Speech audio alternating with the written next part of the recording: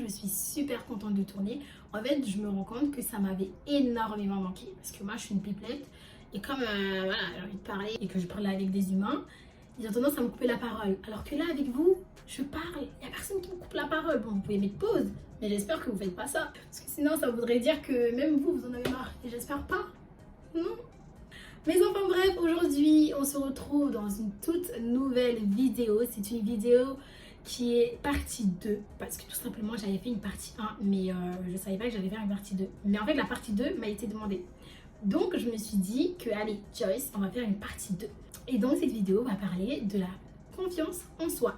Les 5 choses à ne pas faire pour avoir confiance en soi. Les 5 choses que vous devez éviter de faire. Parce qu'on m'a dit, oui, Joyce, mais toi, tu as eu confiance en toi, mais qu'est-ce que tu as dû faire, qu'est-ce que tu as arrêté de faire et tout. Et oui, il y a des choses quand tu veux avoir confiance en toi qu'il va falloir que tu arrêtes de faire. Et donc, aujourd'hui, dans cette vidéo, je vais tout vous dire, les 5 choses que moi, personnellement, j'ai arrêté de faire, même si il y a des choses, je vais vous expliquer, c'est un peu bancal. Parce que parmi ces 5 choses, il y a des étapes où on peut faire pour avoir confiance en soi. En fait, ça dépend de comment vous allez faire. Vous avez compris ou pas? Je ne sais pas si vous comprenez un peu ce que j'essaie de dire, parce que j'essaie d'être vraiment la plus convaincante possible et surtout la plus transparente, on va dire, et facile à comprendre. Donc voilà, enfin bref, du coup, j'ai fait une petite feuille parce que je ne voulais rien oublier. Je voulais que vous ayez tout et que tout soit dans ma tête, parce que oui, j'ai tout dans ma tête, mais après, des fois, vous savez, quand on se met à parler, on oublie des choses.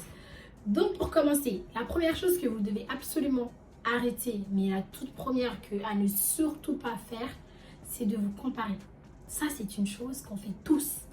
Et là, c'est un couteau à double tranchant. Parce que, en fait, la comparaison, elle est bien sans être bien. Je vais vous expliquer pourquoi. Si tu te compares dans un sens positif, dans le sens où en mode, allez, tu vois une fille qui fait du sport ou un mec qui fait du sport, qui prend soin de lui et tu te dis, s'il peut le faire, je peux le faire, tu te motives comme ça. Aucun problème, c'est même très bien. Mais si tu te compares en disant, lui il a ça, je dois avoir ça, parce que lui il a ça, ça voudrait dire que tu veux cette chose vis-à-vis de cette personne. Tu te compares à cette personne. Vous voyez ce que je veux dire? Et là, c'est plus quelque chose qui va t'apporter du bien, mais tu vas le faire pour être égal à cette personne. Alors que ça se trouve, si tu le faisais que pour toi, tu peux même dépasser cette personne. Mais comme tu fais pour être égal à cette personne, en soi, même si tu penses que tu seras égal à cette personne, mais tu seras toujours en dessous de cette personne. Tu auras toujours cette petite voix qui te dira, c'est toujours pas mieux qu'elle. Vous voyez ce que je veux dire? Donc, il faut faire très attention à la comparaison. Parce que du coup, des fois, il y a la comparaison positive, mais il y a la comparaison qui est négative, comme j'ai pu vous dire. Et quand vous vous comparez en vous rabaissant, parce que souvent, quand on se compare, c'est pas non plus pour... prends l'exemple, c'est pour se rabaisser en disant ah, elle est trop belle, ah lui il est trop beau, ah lui il a cette voiture, ah lui il a ce diplôme là, ah lui il a ça, ah lui il a acheté une maison et pas moi. Et là tu commences à remettre toute ta vie en question alors que tu ne sais même pas par quoi il est passé, tu ne sais même pas ce qu'il a fait pour avoir tout ça.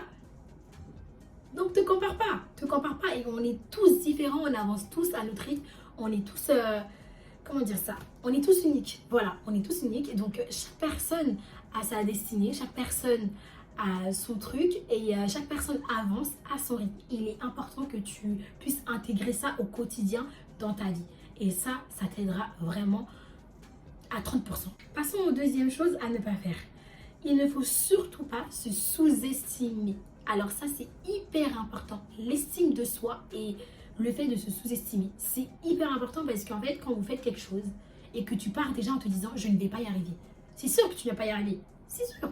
Ou même quand tu ne fais pas quelque chose parce que tu dis que tu ne vas pas y arriver, ben, si tu n'essayes pas, c'est sûr que tu n'y arriveras pas. Alors que si tu essayes et que tu n'y arrives pas, au moins il y aura cette chose en toi qui va dire tu as essayé, tu n'auras pas de regret. Voilà, tu n'auras pas de regret.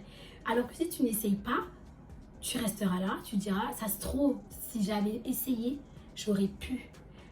Vous voyez ce que je veux dire? Donc, autant essayer quelque chose et ne pas réussir que de se dire, non, je ne vais pas essayer parce que je ne vais pas y arriver. Tu ne sais pas, tu n'as pas essayé. Donc, il ne faut pas se sous-estimer. Il ne faut pas se dire, ah non, les autres, ils peuvent, moi, je peux pas. Non, tout le monde peut.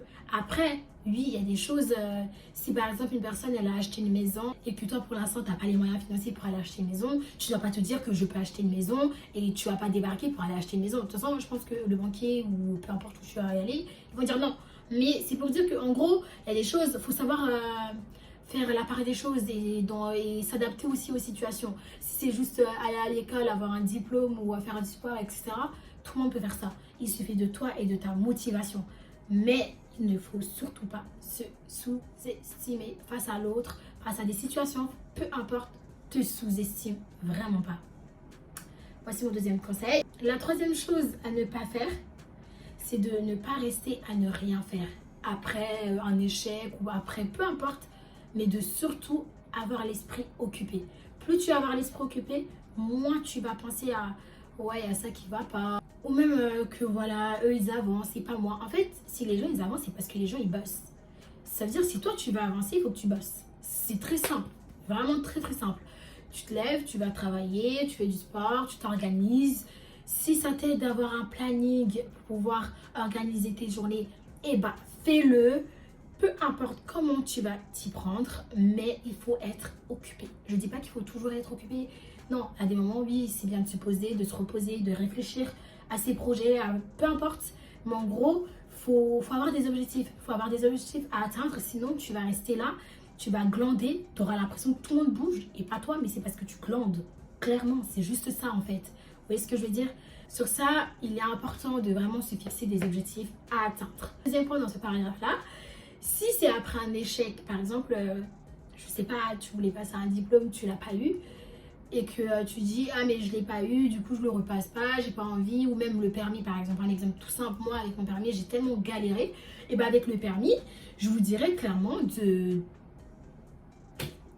pas lâcher l'affaire. Je vous dirais de ne pas lâcher l'affaire, parce que si tu veux un truc, faut te battre, faut avoir la niaque. Soit tu le fais parce que tu sais que c'est ce que tu veux, soit tu ne le fais pas. Mais en tout cas, si tu fais quelque chose, fais-le avec ton cœur, fais-le avec toute ta rage, fais-le avec tes tripes, je sais pas, mais fais-le. Et tant que tu l'as pas fait, ne t'arrête pas. Ne t'arrête pas. Un échec, c'est une leçon. Faut pas le prendre en mode de ah, j'ai échoué quelque part. Tout ça pour vous dire que il y a des choses, quand ça ne marche pas, tu repenses à qu'est-ce qui n'a pas fonctionné, pourquoi ça n'a pas fonctionné, tu te lèves le matin et tu repars. Tant que tu l'as pas, tu lâches rien. C'est ça. Parce que si tu lâches, tu n'auras rien et dans ce cas-là, tu resteras au même point. Donc, il vaut mieux ne rien lâcher, y aller et mettre encore plus de niaque. Donc voilà pour le troisième conseil que j'avais à vous donner.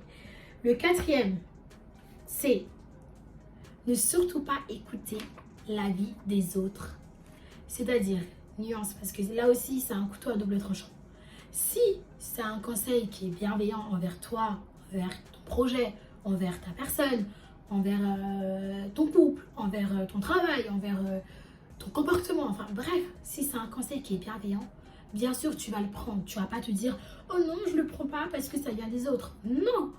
Mais ce que je veux dire, c'est par exemple, il y a des gens qui sont hyper malveillants. Il y a des personnes qui sont méchantes, qui sont mauvais et qui vont venir, qui sont toxiques, qui vont venir essayer de te dire des choses pour juste te rabaisser. C'est plus des conseils pour que tu puisses évoluer, ça va être des choses pour que tu puisses rester là où tu es, que ça va être des mots qui vont venir t'enfoncer encore et encore. Et à ce moment-là, il ne faut pas prendre ces conseils-là en compte. Il ne faut pas écouter ce qu'il raconte. Il y a quelqu'un qui te dit que tu n'es pas capable de faire ça, mais il ne te connaît pas, il ne sait pas ce qu'il y a en toi, il ne sait pas quelle force tu as, il ne sait pas qu'est-ce que tu as vécu, il ne sait pas de quoi tu es capable. Donc à ce moment-là, quand tu entends tu ne peux pas, dis-toi que c'est pas la peine. C'est pas la peine. Vraiment, n'écoute même plus la suite, c'est plus la peine. Après, ça dépend encore une fois de plus, parce que je sais que par exemple, si on te dit tu ne peux pas voler, tu vas pas dire ah si je vais prouver que je peux voler, tu vas voler, tu vois ce que je veux dire? Il faut vraiment différencier les choses, parce que je sais qu'il peut y avoir des jeunes qui regardent cette vidéo, sachez que vraiment il faut faire la différence entre toutes ces choses là, ça dépend de chaque situation. Mais en tout cas, faites super attention à ce que vous prenez dans les paroles qui vous sont dites tous les jours par d'autres personnes. Prenez les bonnes paroles, les paroles qui vont vous aider à avancer, à être meilleur demain, pas les paroles qui vont vous enfoncer. Donc voilà, pour la quatrième. Et du coup, pour la cinquième, et c'est vraiment là où c'est très important, mais très très important, c'est ne pas écouter ses peurs. Moi, je trouve que c'est le plus important. Pourquoi? Parce que vous savez, des fois, on a tellement peur de quelque chose qu'on va pas le faire. Souvent, c'est en amour. Après, ça arrive aussi dans... Il y a des gens, pour passer des diplômes, ils ont tellement peur qu'ils y vont pas. Moi, je sais que ça m'avait fait ça. quand j'étais en troisième, je n'ai pas mon brevet parce que j'avais trop peur. J'avais trop peur de ne pas l'avoir. Je ne suis pas y allée. Et ça, c'est des choses après sur lesquelles j'ai travaillé. Ça m'a permis d'aller au bac. Parce que là, si je ne serais pas allée au bac, ce serait un peu débile vu que depuis la maternelle, je me réveille quand même pour le bac, vous voyez. Mais c'est pour vous dire que des fois, il y a des peurs qui nous tétanisent. Tu as tellement peur que tu ne veux pas dire à la personne que tu l'aimes. Tu as tellement peur que tu ne veux pas assumer qui tu es. Tu as tellement peur que tu ne veux pas dire ton opinion. Tu as tellement peur d'échouer que tu ne veux pas commencer. Tu as tellement peur d'abandonner au milieu que tu ne veux pas essayer. Alors qu'en fait, tant que tu n'essayeras pas, tu ne sauras pas si tu en es capable ou pas. Et souvent, quand tu essayes, tu te rends compte que tu es capable, que tu as la force. Et il te suffit juste d'avoir la détermination et surtout la conviction que c'est ce que tu veux réellement. Donc à partir de ce moment-là, dites-vous que la peur, c'est juste un sentiment qui va venir un peu vous... Vous savez, c'est une petite voix qui est là et qui te dit « Non, il va mal le prendre. Non, ils vont plus te parler. Non, tu vas te faire abandonner. Non. » Vous voyez ce que je veux dire? C'est souvent cette petite voix qui nous terrorise à l'intérieur et au final, ça nous empêche de faire beaucoup de choses. Je vous jure, n'écoutez pas vos peurs. Ça, c'est vraiment une chose qui va nous freiner dans la confiance en soi. Vous voyez, genre des fois, vous avez envie de faire un truc et du coup, cette peur, elle va vous dire non. Alors que cette chose que vous envisagez de faire, si vous le faites, ça va tellement fonctionner qu'au final, vous allez vous surprendre vous-même et ça va booster encore plus votre confiance en vous. Ça veut dire, mais en fait, je ne savais pas que j'étais capable. Ça va te surprendre. Alors que quand tu écoutes ta peur, parce que la peur, c'est souvent sur des choses nouvelles, et ben au final, tu fais rien. Donc voilà, franchement, n'écoutez surtout pas votre peur. Ça va vous reculer, ça va vous freiner et ça va surtout vous empêcher de faire plein de choses qui peuvent être bénéfiques, que ça soit pour vous, pour votre entourage, pour votre famille, pour votre développement personnel et même extérieur, intérieur, intellectuellement, enfin, peu importe. Mais en tout cas, ça va vous empêcher d'avancer. Donc, il est important de ne pas écouter ses peurs. Après, je veux quand même rajouter quelque chose, c'est attention aux réseaux sociaux. Parce que c'est vrai que les réseaux sociaux, ça vous donne une image de tout est beau, tout est bien, tout le monde vit sa belle vie. Parce que quand tu vas sur Instagram, tu as l'impression que toi, ta vie, elle est nulle, que tout le monde est en vacances, que tout le monde a du pognon, que tout le monde est belle, tout le monde est beau, tout le monde a une vie de rêve et que toi, tu as une vie merdique. Il ne faut surtout pas faire attention à ça. Il est hyper important de discerner les réseaux sociaux et la vie réelle.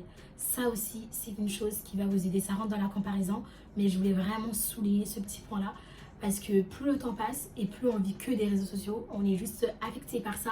Alors qu'en dehors de ces réseaux-là, il y a la vraie vie, il y a le monde, il y a l'humain, il y a les sentiments. Et tout ça, quand tu vas sur les réseaux, tu vois plus tout ça parce que tout est beau, tout est rose. Tu as l'impression qu'on vit dans un monde de bisounours. Alors que pas du tout, pas du tout. Donc voilà, je vais juste rebondir sur ça pour que tout soit bien clair, tout soit bien dit. J'espère que cette vidéo vous aidera à améliorer votre confiance en vous, à gagner plus de confiance et à vous motiver dans vos projets et dans tout ce que vous allez entreprendre. Et surtout, n'hésitez pas à me dire en commentaire si vous voulez plus de vidéos de ce style-là. Et ça sera avec joie. Franchement, j'aime beaucoup. Je vous mens pas, j'aime beaucoup tourner ce genre de vidéos. Donc voilà, n'hésitez pas. Et également, n'hésitez pas à vous abonner à ma chaîne, à activer la cloche de notification pour me suivre sur toutes mes vidéos. Et aussi me suivre sur mes réseaux sociaux parce que c'est important. Je vois que vous ne me suivez pas sur mes réseaux sociaux. N'hésitez pas à aller. Vous avez mon Instagram, vous avez mon Snapchat, vous avez mon TikTok. Tout en barre d'infos. Donc n'hésitez pas. Je vous fais de gros bisous et on se retrouve dans une prochaine vidéo.